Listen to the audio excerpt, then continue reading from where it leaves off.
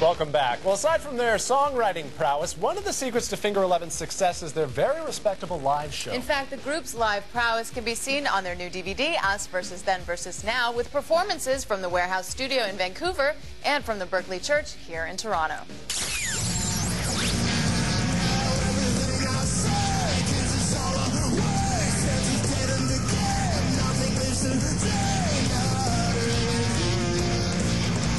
The live footage from the Berkeley Church and the Warehouse Studios is just beautiful, beautiful stuff. Yeah, the Berkeley Church stuff looks cool. I think it was impressive to be there doing it, actually. But where are you guys most comfortable? Because here we see, you know, there's audio, there's video, there's interview clips, and then there's the live footage. You know, some bands feel comfortable in their recorded selves. Some feel more comfortable as their live entities. Where are you guys happiest? Probably on stage, I think. Yeah. That's the one place you're probably the most confident, even if you know you're being filmed or judged, or you're not just viewed in any way. That's really where. Well, that's where you do what you do, you know? Like, I'm a guitar player. I'm not a TV personality or a model or anything, you know, so... You're a fine-looking guy, though. You could be a model. And I feel like I'm exuding personality here, so maybe I'm wrong on that. It's got a future. Maybe I should hang up the Nothing. I just, you know, I knew Rich was gonna take a turn and start, you know, telling James he was handsome. I don't know. Uh-oh.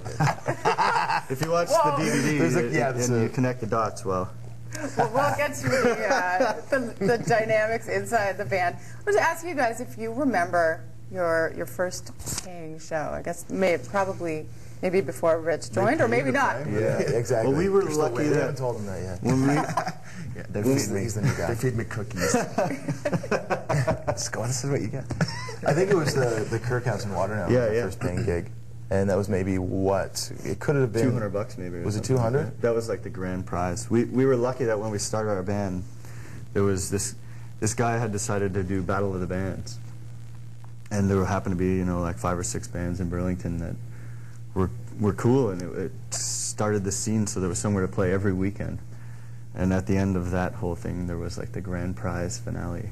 I think we got $200, something like that. What did your rider look like back then, as opposed to what it looks like now? Oh, I don't think there was any kind of rider. You know what's funny? Because we weren't old enough to drink, so we got, I think we got free Coke. Coca-Cola. Oh, in pitchers. Yeah. In pitchers. I remember that, yeah. We got Coke in pitchers brought to, like, it was this weird, dirty little room that was kind of part of the kitchen or something, which was like, you know, the dressing room. But our rider now is, I don't know how, but it's from about 6 or 7 years ago that a guitar tech and our light guy from years and years ago made. So every day we wake up and we get these things that those two guys asked for years and years ago. We're like, what is this frozen fruit? And we've tried many times to switch it, and always our tour manager, it appears he does it, and then the next day we get the same stuff. Basic 4.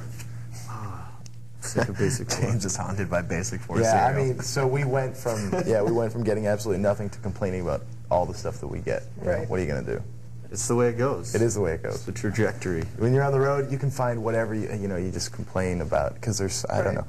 There was a guy who worked with us who had a theory. It's like, I don't really begrudge, you know, artists for being as, you know, bitchy as they are on the road because they have no control. All they, you know, they're on the road. There's nothing they can do.